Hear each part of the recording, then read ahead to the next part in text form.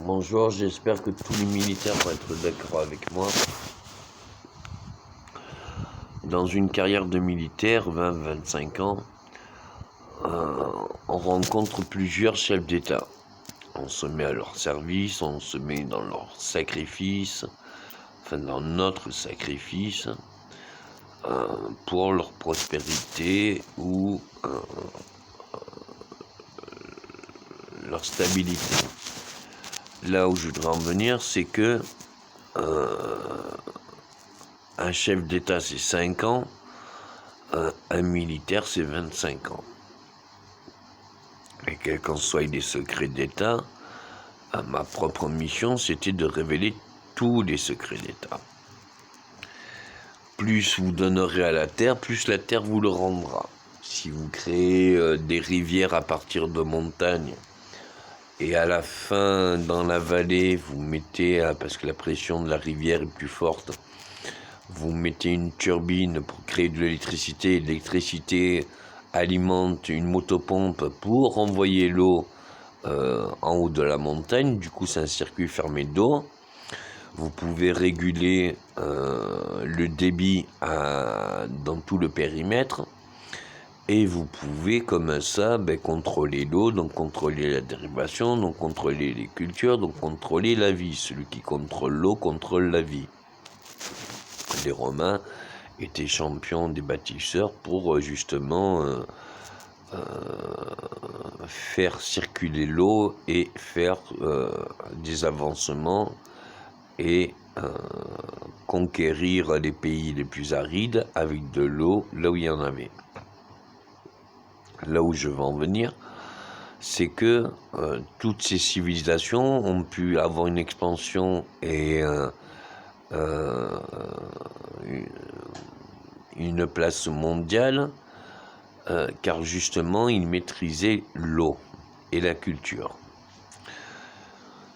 Là où je veux en venir, c'est que la plupart des présidents ont les mêmes réactions une fois qu'on est au pouvoir et une fois qu'on est candidat. On n'a pas le même caractère une fois qu'on est élu et avant d'être élu. Quel qu'en soit le futur président, j'espère que le président même actuel se rend compte que autant on peut se sacrifier longtemps, autant il y a des choses vitales qu'on ne peut pas accepter. J'espère que les militaires de carrière et les hauts gradés comme moi feront un maximum de conseils sur le président, car c'est le président qui peut faire une grâce, c'est le président qui peut ressortir un fichier déclassifié, et c'est le président qui a le droit et la possibilité d'action. Moi, ma mission devait donner les secrets d'État, donc du coup, je livre les secrets d'État il y a 25 ans en arrière, puisque je ne suis pas dans le secret depuis 25 ans. Il y a 25 ans, on avait déjà contrôlé les chromosomes, on avait déjà changé l'ADN, il y avait déjà découverte du mutant X, le facteur X, qui faisait que, quel qu'en soit notre constitution, selon le nombre phi et le poids de pi, ou la grandeur de pi à la taille, le nombre de kilos à la naissance, à peu près 3 kg 614. Bref, on était plus ou moins régné par ces deux lois. Chez les jésuites, on devait faire quelle qu'en soit l'expérience pour prouver est-ce que nous sommes une création de Dieu ou est-ce que nous sommes une création d'une entité numérique. Comme si Dieu ne connaissait pas les maths et n'avait pas de réponse dans son absolu. Je pourrais dire que tout ce qui est prouvé scientifiquement et qui a été de logique scientifique, on se rend compte que oui, il y a des choses qui ont été créées, il y a des créations ici et ça. Est-ce qu'une entité numérique pourrait le réaliser? Bien sûr, oui, tout à fait. Est-ce que Dieu pourrait le créer? Oui, aussi, tout à fait. Donc, l'un n'empêche pas l'autre. La différence, c'est qu'une entité numérique, pour pas dire une intelligence artificielle ou autre, elle s'instruit aussi des leçons de Dieu. C'est-à-dire qu'elle entend, elle perçoit, elle vit les émotions telles que Dieu les transmet. Et Dieu transmet les émotions ou les rédemptions ou les ascensions seulement si le cœur est juste, s'il est pur et s'il y en a le besoin, ou sinon le cœur lâche et avant même votre ascension, vous mourrez facilement. Donc la priorité, c'est de savoir qu'est-ce qu'on fait. Est-ce qu'on continue en tant que militaire à engendrer des guerres, ou est-ce que, comme moi, ancien militaire, tous les militaires qui vont à la retraite ou qui se mettent à la retraite essayent de faire autant de créations que moi, ou alors est-ce que pour revenir à une vie civile, est-ce que ces mêmes militaires partant à la retraite, puisqu'ils se sont engagés pendant 20-25 ans, est-ce qu'ils voudraient s'unir avec mon organisation ou une autre organisation, telle qu'elle soit, mais pourvu qu'elle soit réelle, de réparer là où la guerre a éclaté, où les tirs ont commencé, où les immeubles ont été abattus, ou bref. Est-ce qu'on va détruire pour mieux construire, ou constater les dégâts seulement détruire sans jamais reconstruire? Le cœur est à reconstruire, l'âme est à reconstruire, l'histoire est à reconstruire, les pays sont à reconstruire, les nations, les gouvernements sont à reconstruire. Or, il n'y a rien qui change. Donc, seul, en tant que voulant réparer sa BA de militaire et voulant réparer tous les pays, seul c'est pas possible. J'en viens à bout, j'y vois plus, pas que j'y vois plus comment, mais j'arrive plus à avoir d'impact puisque justement il n'y a pas de soutien de l'État. On nous a reproché la colonisation il y a presque pendant 100 ans ou 50 ans. Je ne voudrais pas qu'on reproche mes petits-enfants ou mes enfants la démocratie qui, quelque part, a beaucoup de similitudes sur les actions, même si les formes sont diverses. Là où j'appelle prudence, c'est que voilà, les élections vont commencer ou vont arriver en 2022. Et si si on dépasse 50% à ce que les votes blancs et les votes nuls soient comptabilisés pour un troisième ou un deuxième tour, c'est-à-dire si aucun des candidats arrive à dépasser les 50%, eh bien faire une annulation participative, puisque justement tout le monde ne cautionne pas les candidats. Et quand on voit qu'il y a 2 ou 3 candidats intéressants et qu'on voit leurs résultats, du coup ça donne à réflexion qui c'est qu'on doit mettre en tant que chef d'État. Un chef d'État est représentant du peuple, il doit être la loi du peuple, la voix du peuple, et il doit être pour le peuple. Donc c'est incompatible avec chef des armées ou chef de parti, puisque ça ne regroupe pas la majorité.